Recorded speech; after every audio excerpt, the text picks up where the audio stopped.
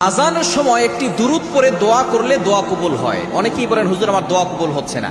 আপনি আজানের সময় দোয়া করবেন, কেননা আজানের সময় আসমানের সকল দরজাগুলো খুলে দেওয়া হয় এবং যখন আজান হয় নবী সাল্লাল্লাহু আলাইহি ওয়াসাল্লাম বলে দিয়েছেন এই সময় শয়তানগুলো পালাতে থাকে। দেখবেন আজান যখন হয় তখন অনেক কুকুর ঘেউ ঘেউ করা শুরু করে। বিশেষ করে দেখবেন মসজিদের আশেপাশে যে কুকুরগুলো থাকে আজানের সময় তারা ঘেউ ঘেউ শুরু করে, কারণ এই কুকুরগুলো শয়তান দেখতে পারে। নবী সাল্লাল্লাহু আলাইহি ওয়াসাল্লাম নিজে বলে দিয়েছেন এই আজানের সময় শয়তান পালাতে থাকে। সুতরাং এই সময় শিশুদেরকে সাবধানে রাখবেন, আপনার ঘরের বাচ্চাটাকে সাবধানে রাখবেন। বিশেষ করে মহিলা মা বোন যারা আছেন তারা সাবধানে থাকবেন। অনেক সময় চুল খোলামেলা রেখে আপনি বারান্দায় চলে যাচ্ছেন, ছাদে চলে যাচ্ছেন আজানের সময়, এই সময় কিন্তু এই শয়তান আপনার উপরে অ্যাটাক করতে পারে। এই জন্য অবশ্যই সতর্ক থাকবেন এবং আজানের সময় আপনি আজানের জবাব দিবেন।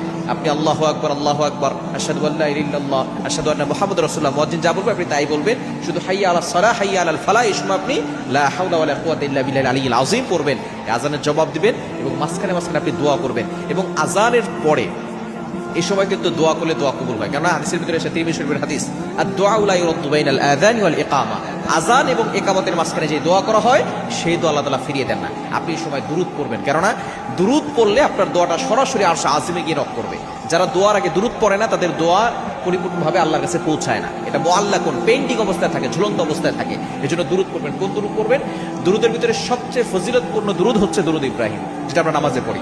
আল্লাহুম্মা সাল্লি আলা মুহাম্মাদ ওয়া আলা আলি মুহাম্মাদ কামা সাল্লাইতা আলা ইব্রাহিম ওয়া আলা আলি ইব্রাহিম ইন্নাকা হামিদুম মাজিদ।